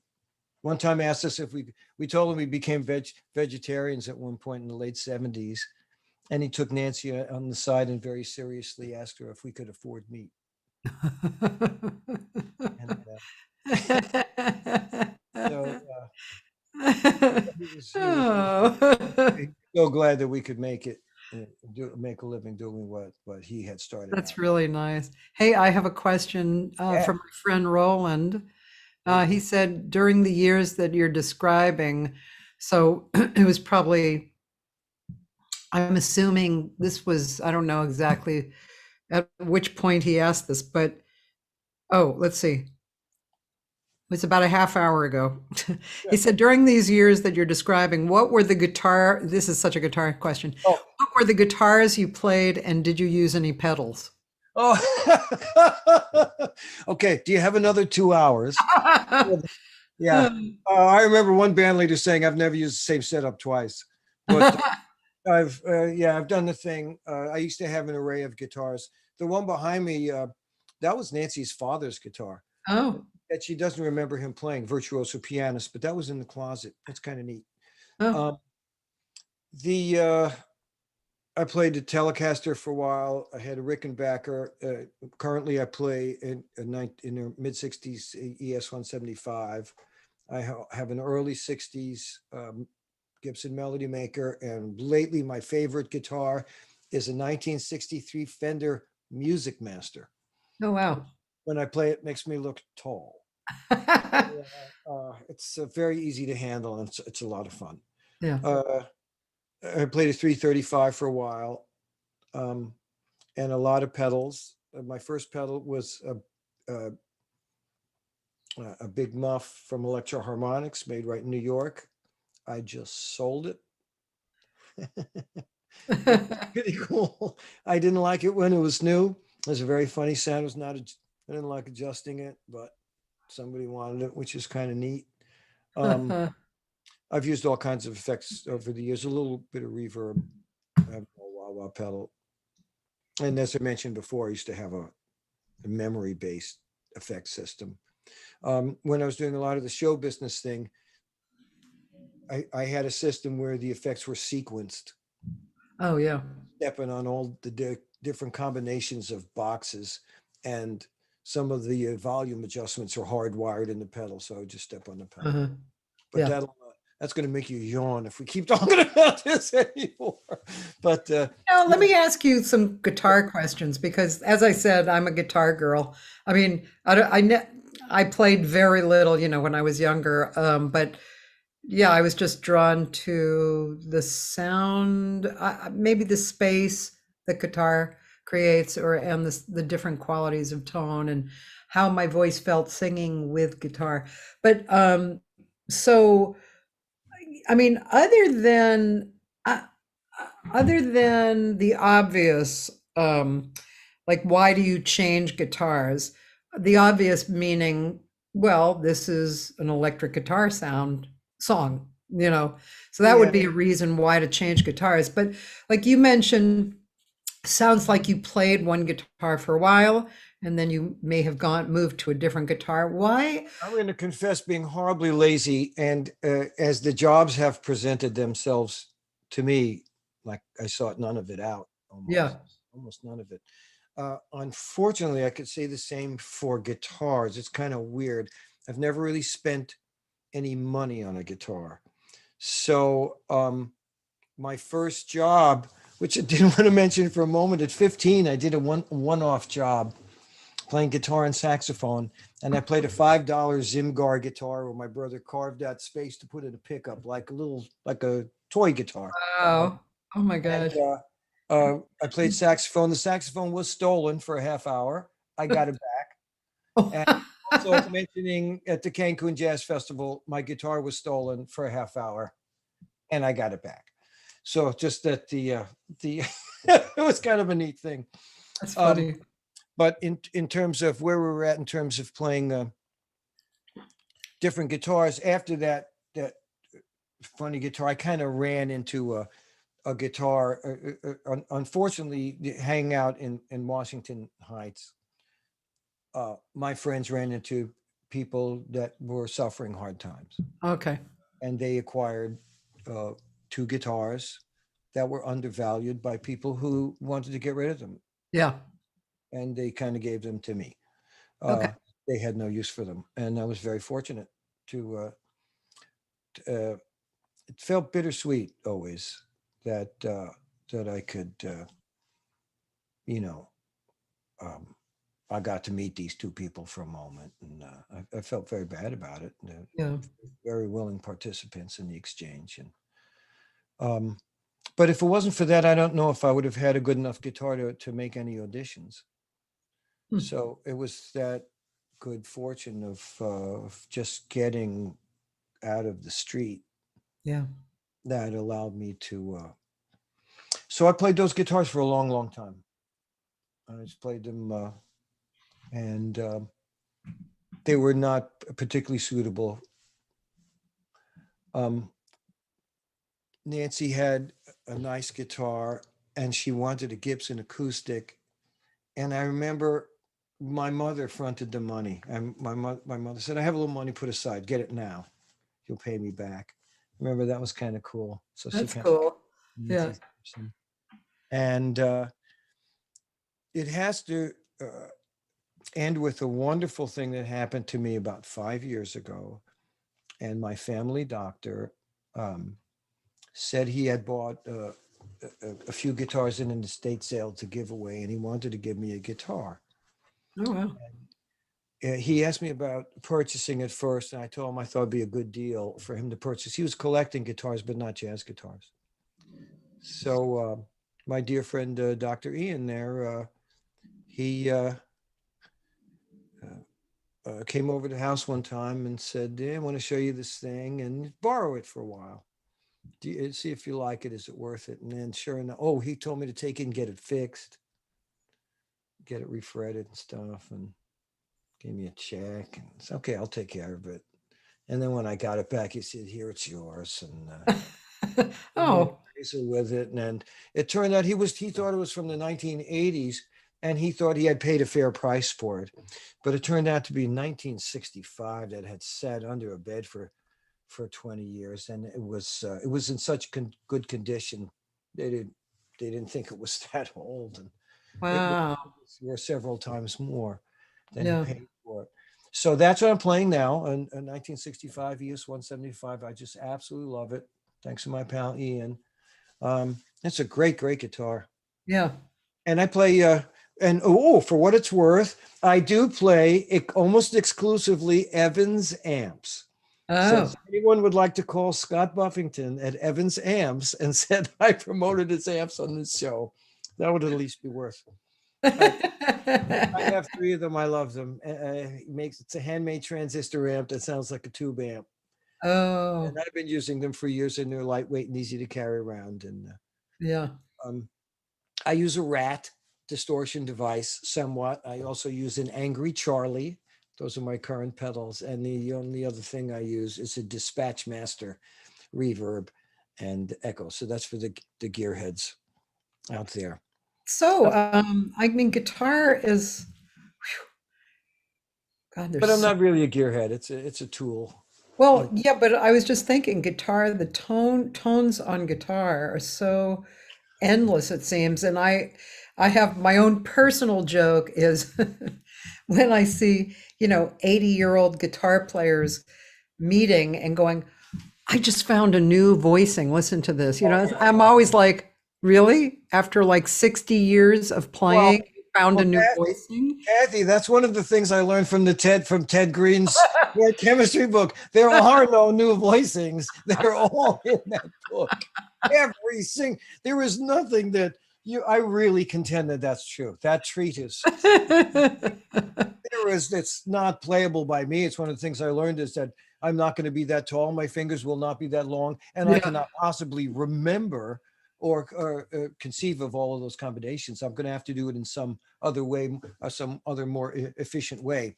But it's funny with the joke that you say about the sounds of the guitar, and I have to confess, and this is something I think about often.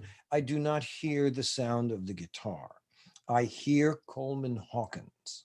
Oh, I want to be Coleman Hawkins. That's the sound I want to make. That's the huh, sound in my head. Next huh, to that, it's Bird. huh. I don't really Interesting. want to sound like a guitar player, but it's the thing I can do. And the phone rings and I go do it. Interesting. Yeah, Wow. it's a very strange thing. I don't think I'm particularly good at it because I was friends with Vic Joris and I've seen Barney Kessel and I've seen Joe Pass and uh, Vic Juris is, you yeah. know, the late, the great, to play alongside him. I've sat in on Vic Juris's guitar. So if people think he sounded like that because of that guitar, there's living proof that it was him because it didn't sound like that when I played it. He has impressive quality He was and his gorgeous. Yeah. volume levels, just the way he could just do so many things in one sitting and flawlessly. And Yeah, really, really, really. when I look at that, I have to thank goodness he didn't sing. That's what I always think to myself. I can tell a good joke and that could feel more emotion, maybe, for what it's worth to whoever wants to experience that. I have to be me. It can only be one person on a gig at a time. Which is, actually, for a while, Vic and I played in the same band. We were consecutive augments, like on a Tuesday or a Wednesday. And funny enough, he was rock night, and I was some other kind of thing, like oldies night or something where they needed a guitar player. That's So, funny. but Vic was also very nice to me. He was very kind, very encouraging. We did a duo gig one time, filling in for a singer. Instead of having the singer and guitar, they had the two of us. That was fun. Um, Very generous of spirit, also. We miss him. The first time I heard Vic was in New York, and it was at the Bar 55, Mhm. and it was um, Brian Charette. He had played a gig with me.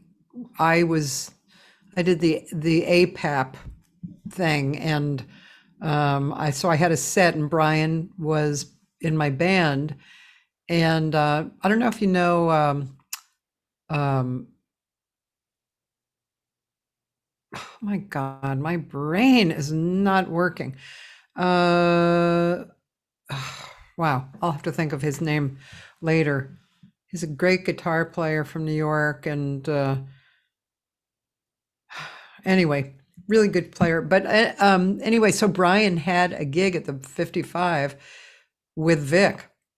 And I went to see Brian, and that was the first time I'd heard Vic. And being a guitar hound, I was like, I was totally sold. Like the first three notes, it was like, oh my God, he was so wonderful. What a beautiful Only once in sound. for many years, Vic played a Doyle. He had a prototype Oh, guitar, okay. most unusual. If I can, there's a particular thing that was a one-off in my life because you talk about diving from pool to pool. Yeah. Phil Woods in 2010 decided when the year around the time he expanded the big band was also to do more educational work and created Camp Jazz in Delaware Water Gap, along with Rick Chamberlain, great trombonist who had a career with the New York Ballet and all sorts of other stuff. So he asked me to do this Camp Jazz thing, and it was really, really great. And I got to meet Roger Rosenberg, the baritone saxophone player I don't who know his name. played with Steely Dan and was also in Phil's camp when he was a teenager in the 1960s. Phil had a small jazz camp with Richie Cole, Michael Brecker, Mm. and Rick Chamberlain and Roger Rosenberg. They were like, it's like everybody in the camp became a monster. It's a very, very small jazz camp. Wow. Incredible, incredible scene. So Roger had come out to pay homage and to Phil, and he sat in on this bar. I was running the jam session at the time at the Deerhead, and he sat in on. I did Bob Dylan, Hollis Brown, very sad, don't really drive a blues tune. So we played on it, and or he actually jammed on something else. But the next day at lunch, Roger said, "So where are you gonna?" So I mentioned about it. Said, "Well, what about that tune?" I said, "Yeah, it's gonna be on my album or something." He says, "So where are you gonna record your album?" Like I was actually going to record an album, and I said, "Well, in my living room where I record all my albums." And he said, "Can I be on it? Can I be on that Bob Dylan tune? I'd love to. You don't have to pay me. I'll come out." And so he came out, and I prepared space for him on the track, and then I thought, well, I'll leave some other space for him, and he played on every tune except two on the album. And I didn't supply that to you, and it's further evidence of what am I doing here. So I have an album of limited release called People Just Don't Like Me, my collection of depressing tunes with Roger Rosenberg. And it's going to be available soon. Oh, cool. Wider thing, but right now you might only be able to get it from me. The Blues Street Records has offered to put out a lot of our stuff that I haven't put out. So Oh, some of the recordings we've made a long time ago have just been made available online. oh, That's cool. what I have to say. And we That's worked with a great great. singer. I have to say about Jerry Harris. If there's a name you haven't heard, I'm going to be really cheesy. And here's our album cover with Jerry Okay. Harris. Nancy and I re-released an old album on Pacific Street Records. Did I say Pacific Street Records? I hope I said it right. Did I say the wrong label? Pacific Street Records. Okay. Yeah. Uh, so Jerry was a fellow who I met around here. Heard he was a great singer at the Holiday Inn. Nancy and I in our first year of work, and we went to hear him, and it's just anybody that heard him will claim he was just the greatest singer ever. And we did lots and lots of stuff. And one of them was Nancy and I were asked to speak at a jazz with East Stroudsburg University through Professor Pat Dorian had put together a jazz mentor series. And like this, we were the only ones on the series that weren't famous, right? Liebman was on it, and DeRoe and Phil Woods and Bill Goodwin, they all spoke. And Professor Dorian said, "How about you, Nancy, come down and do one of the Jazz Mentor series?" Really? Okay. And we talked about, how we talked about Jerry so much. The following year, he did a Mentors series, Jazz Masters, then Jazz Mentors. And he had us, the three of us, do a thing. And we recorded this album from rehearsals, and it just got re-released. So that was a cool thing. And That's I played with Jerry in a band called Asparagus Sunshine. Is that the coolest name for a band? Asparagus Sunshine. And I have to say that was through the generosity of a lot of players. And I have to mention dear Kim Parker, who, do you know Kim at all? Are you familiar with no. Kim, who is the Kim Parker of Chan's daughter, and who was brought up by Charlie for those years. And Kim lives in the Poconos also, and Oh, she was doing occasional gigs for a while. And in I'd have to look up the year 2000. Oh no, in the 80s, early. That's right. Yeah, it had to be 84. She took me to New York to play at McKell's, which was kind of a big deal. Like billed as, Kim Parker's coming to New York and singing, and the gig went really well. And she wasn't interested in working too much. And shortly after that, I joined that show band and obligated myself 6 nights a week with no subs. And again. Kim back in 85, and Kim called me and she says, we're back at McKell's. And I couldn't go. And I thought my jazz career is over. And one of the most horrible, not horrible, but in scheme of things, they got to New York in the middle of the winter and McKell's was closed. I hope I'm not being too cruel to people that ran it. I'm sure they had a difficult time, but they had closed without telling Kim. And the Oh, whole band drove from Pennsylvania to New York to find a lock on the door. Like that whole, no. you check the week before or something, before you do a gig. But you can cut that story out of the interview if you want. but but I felt bad. But Kim was also very nice to me. She took me on a lot of cool things, and it's always a great singer. Always fun to work with, and just want to show my gratitude. And I got to meet Doris Parker. Did Nancy tell you about that? I don't know. I don't remember. Charlie Parker's first wife, Yeah. who, um, with all the people that we've met in the Poconos, because they relocated because of television and the resorts and stuff like that.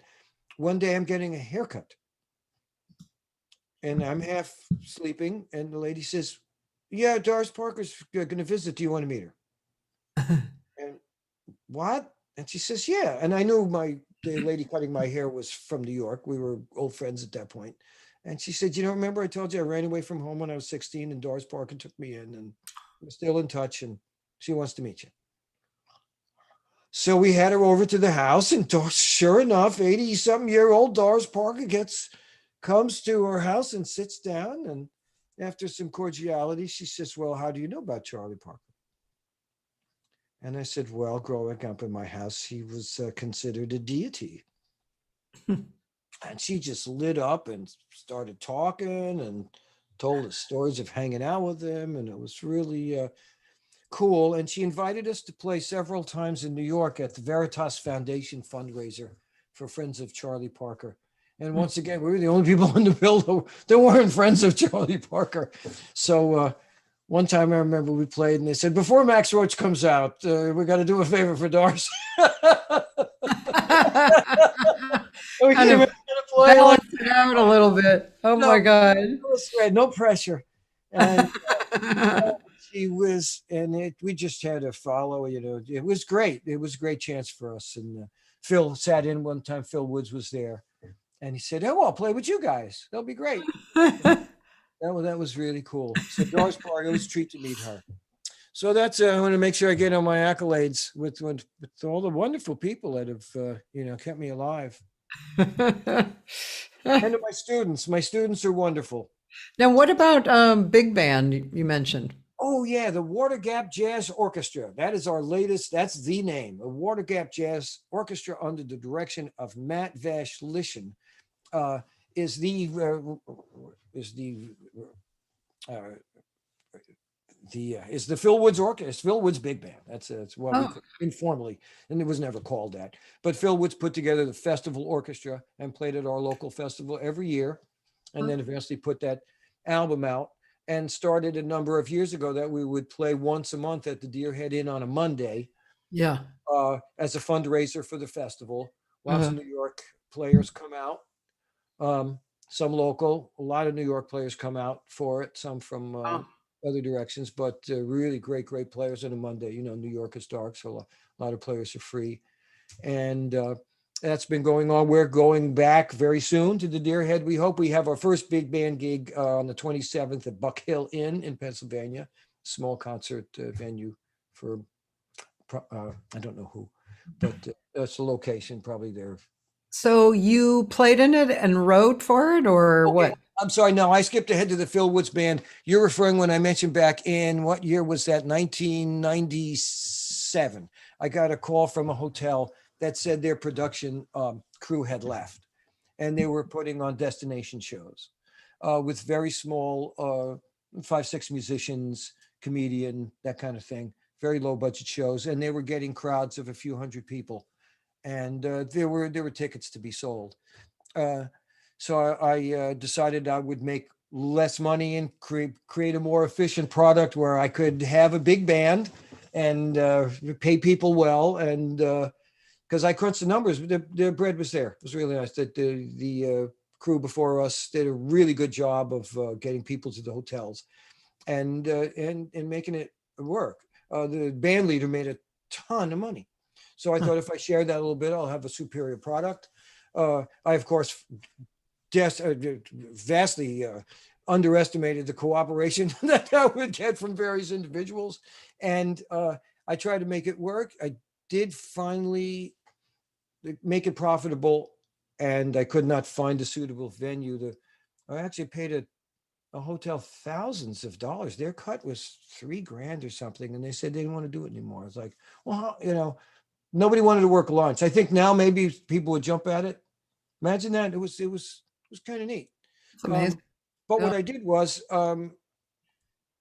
write 3 big band shows: Big Band Afternoon, Big Band Christmas, and Young at Heart, aimed at senior citizens. And they would bust them from out of town, from the cities out to the Pocono Mountains, and promise them a day of entertainment. So they had a big band, large just parts of big band playing, which was wonderful. But I had a singer dancer who had we wrote a script where she would be in a costume like the cleaning lady and stumble across the band and interrupt the show and say, "Can I sing in the band?" Da da da da da, and rip off the costume and do the thing. So we had like 3 versions of that. I had a wonderful singer who was a portrait artist. There was a portrait artist at one of the hotels who sat in the lobby all day, and I found out he could sing, and he sang like really sounded like Arthur Prysock. This guy had this gorgeous Wow. voice. So I asked him if he could draw and sing at the same time. He'd never done it before. So I have a movie of those of him singing Mona Lisa to the senior citizen while he's drawing a picture. It's show business magic. Wow. It really is, man. That is show business. And then he didn't want to do it anymore. He didn't show up one day, and that's show business history. Wow. I thought I had it happening, but but the arranging was cool. I took off some Louis Armstrong arrangements, and then I wrote some originals. I copied a lot from Nelson Riddle. Phil Woods lent me Nelson Riddle book and gave me some pointers about, as I said, about arranging, about being more efficient using the band, and that was pretty cool. My reading got a lot better. Write arrangements every day. Reading gets sharp. So Yeah. that was great. I got to have a big band for a while, and that'd be kind of cool. Do that again someday. But these days, playing wow with the Water Gap Orchestra, Matt Vashlishin is just brilliant, and he's a member of Dave Liebman's group Expansions, and it's a privilege to play with him and all those fellows. Oh, really nice. Yeah. But Nancy sang in the big band. That was one of the first times she sang without playing. She went in front of the big band. We even had her mother. Her mother was a superb uh, bookkeeper and secretary. So we had her involved in the business, and she dressed up like Mrs. Claus for the Christmas show and tuned with us.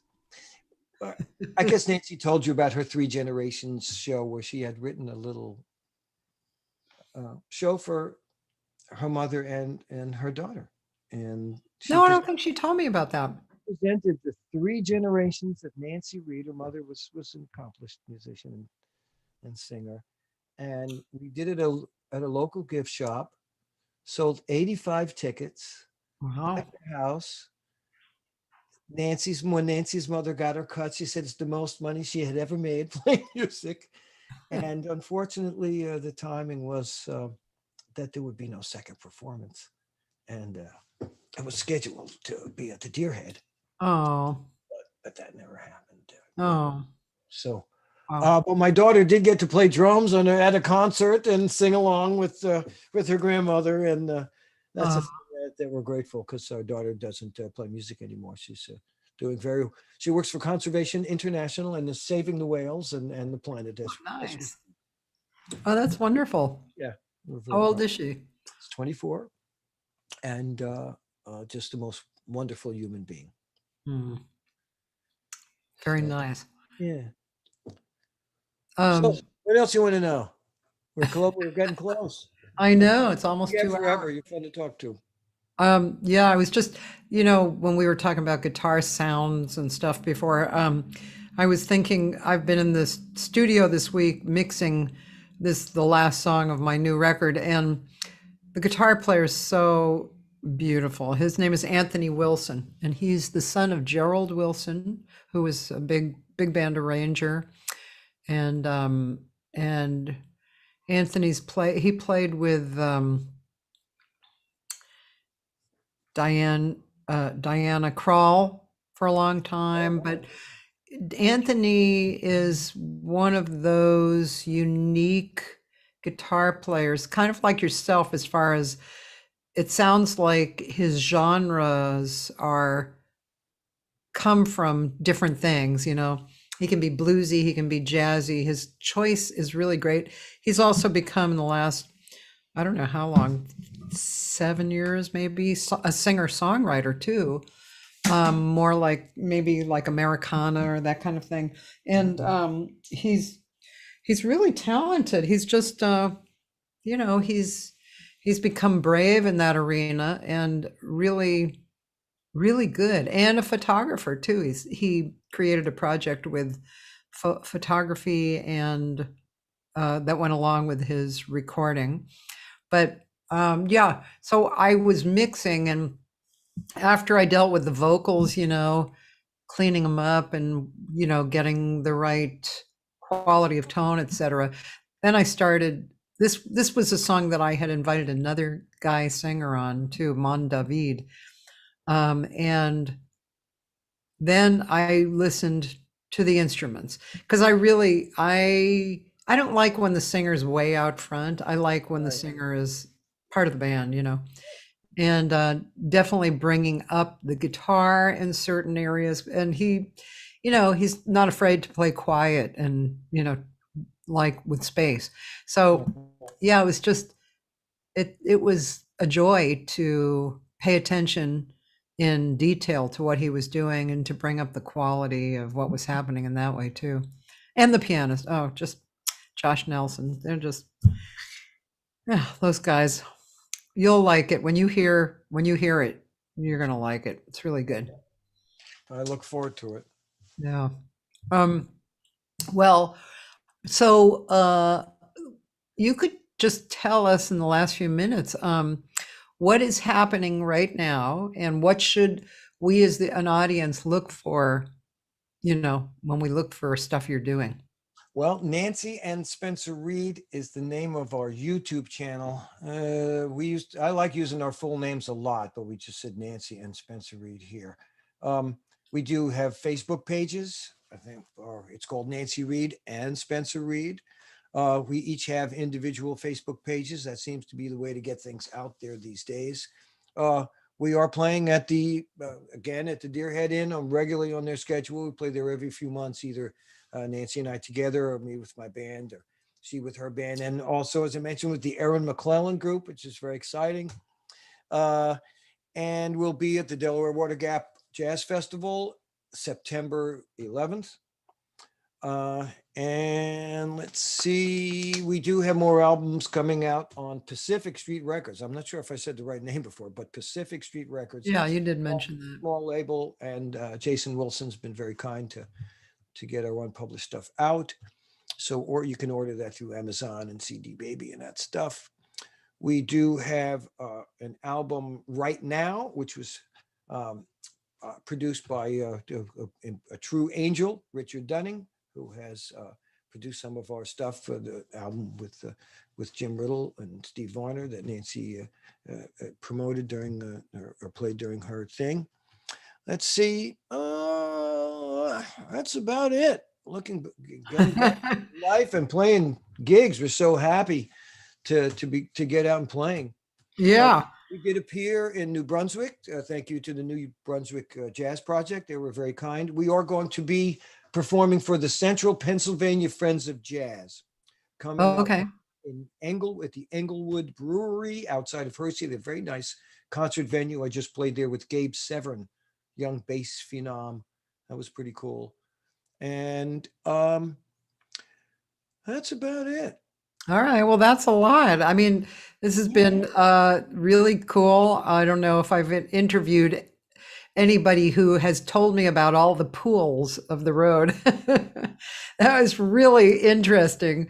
It gives you a really, really interesting viewpoint of your life, and why I love your playing and singing. It shows why. So I'm just going to quickly tell people who the archives are Thursday through Sunday. Actually, in this case, also Thursday through Monday, because Monday I have to do something that I have to do. So it'll be Pat Kelly tomorrow, who's a wonderful guitar player here in LA. Mitchell Foreman, great piano player. These guys have done a lot crossover stuff. I think Mitch might have played with Stanley Clark, or I can't remember who. He's really a great player. Saturday, you'd get a kick out of this. Do you know Jonathan and Darlene Edwards? No. No, I didn't get that. Okay, I'm going to take one moment and I'm going to play some Jonathan and Darlene Edwards because you have to know about this, and I don't think the people will be that upset to hear this. But this is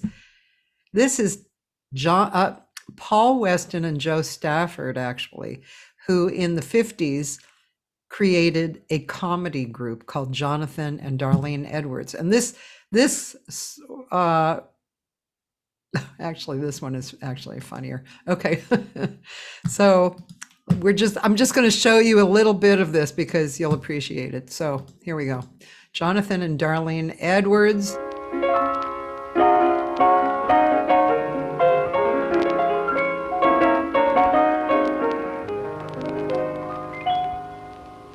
Autumn in New York, why does it seem so inviting? Autumn in New York, it spells the thrill of first night. Oh my. Glittering crowds and shimmering clouds and canyons of steel. They're making me feel like I'm home. It's autumn in New York. Anyway, I hope they don't think that's me. you can't listen to too much because if you do, it's very painful, Make sure the audience doesn't know that's us. Well, I remember I played something funny for my sister once and she didn't get it at all. She didn't think it was funny and she couldn't understand why I was showing that to her. So anyway, that was but one of the other favorite ones is Staying Alive. Oh. Yeah. Anyway, so Tim Weston, he's a great guitar player, actually, and a producer. He also produced several orchestra projects, one of which is one of my favorite things to listen to, a tribute to Rodgers and Hammerstein, with each song a different arranger and a different artist. Like, for instance, Mark Murphy sang This Nearly Was Mine with the great Nan Schwartz arranging, and Nancy King was on it, and really good. So that Tim Weston, he'll be on Saturday, and then Did uh, Nancy tell you about meeting Mark Murphy? probably Yeah, he was very cool. he was a great guy. Yeah. I loved The him. Deerhead had called us and said when they didn't have a sound system a long time ago, and Yeah. asked if we could provide the system for Mark Murphy. So we had dinner with him, and he was really fun. And though Nancy didn't set up the sound system, he remembered Nancy so well that a couple of weeks later we got a phone call, and he said, "Hi, this is Mark Murphy. Can I speak to Nancy, please?" Well, certainly. And Nancy got off the phone, and he was having trouble with his microphone, and he didn't understand the 3-pin, and he was asking Nancy a microphone question. And he called twice with microphone questions over the next couple of hours, but asking for technical advice from Nancy. That's Yeah, funny. isn't working. What should I do? It was He was a great guy. I had I mean, really, it stopped just a little before the pandemic, but I've had these workshop series for 20 years, and many times I would have singers from out of town who were coming Yeah. through. So I had him several times for a workshop, and it was really interesting. One singer I remember, he said, "Yeah, that was good." That was what he said, and she said, she grabbed me and she said, "I'm paying $60. I want to hear some critique." oh, gee, I'd want to pay $600 to have him say I sounded good. I put that on my album cover. Yeah, I know, really interesting. But anyway, so Sunday we're gonna have Pinky Winters, great. I always call her the oldest jazz broad I know. Pinky Winters and great singer, Christian Jacob, great pianist, and then Monday we'll have a trombonist on Joey Sellers, and then George Cables. I'm interviewing George Cables, which should be wonderful on Tuesday. I love him. So anyway, we're going to keep going. Do you know Mike and Lynn Poulter? Mike Poulter and Lynn Jackson? No. I was just wondering. They're from Boston, and they're a duo. Great American Songbook. They are the kings and queens. They both sing. She plays piano. He plays bass. They're older now, but they're really special. And I'm going to interview them on Thursday, July 1st, which is not my usual day for live interviews. But yeah, wow, they're the kind of people when you see them, when you watch them, what they're doing. It's like you guys. It's really moving. They love the music, and they've been doing it a long time, and it's real special. It really touches you. Yeah. So yeah, next week. Cool. What are you going to do what's the rest of the day, Spence? Today, well, we've survived to having a roof put on the house, so I'm sort of calming down from that, which is really nice. Yeah. Rest of the, I'm going to clean up the yard, Uh-huh.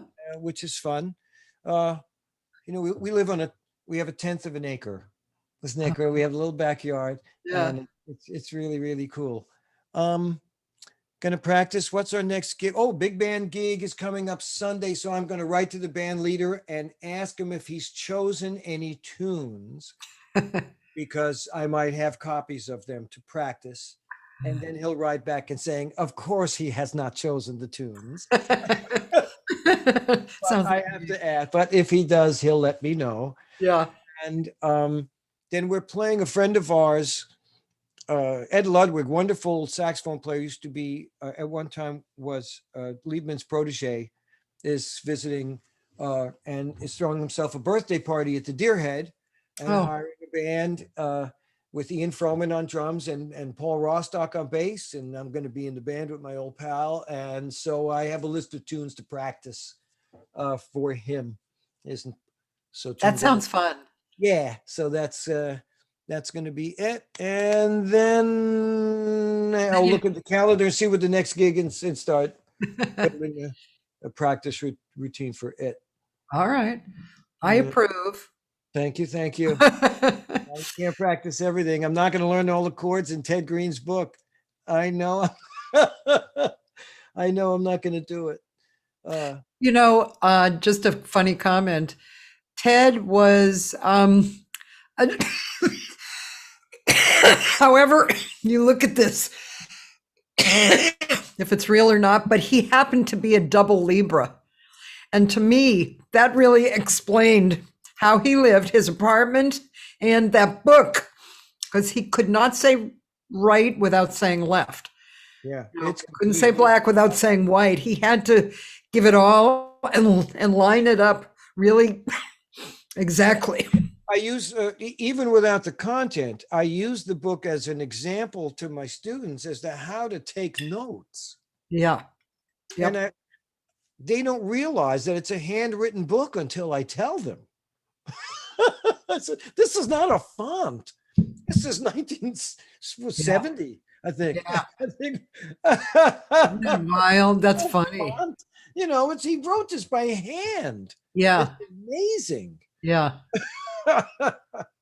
Yeah, he was an amazing mind. And Later books have more sophisticated publishing, but the original version I have is very handwritten. oh yeah, I remember his writing because I have some charts left over. Very They look like football detailed diamonds. and very little. And yeah, he was just the loveliest guy too. He was just his heart was he just had a huge heart and people really loved him. Yeah. Well, thanks, Spencer. My pleasure. It was really fun to get to know you more. Yeah, More. same here. Well, I hope we get to hang. And so you're going to visit the Deer Head ever? Yes, I am because there's too many people who mention it, and I definitely want to come by and hang out and whatever. When you do, we'll do the long hang. Yeah. Yeah, I'm due for a hang on the East Coast. So cuz I still have my family, most of my family back there too. So yeah, I'm coming like in the next year. Well, we'll see you then. Okay, cool. And Nancy's cooking. Yeah. Oh, okay. All right. Thank you Wait, so much. Thanks, Spencer. Bye, everybody out there.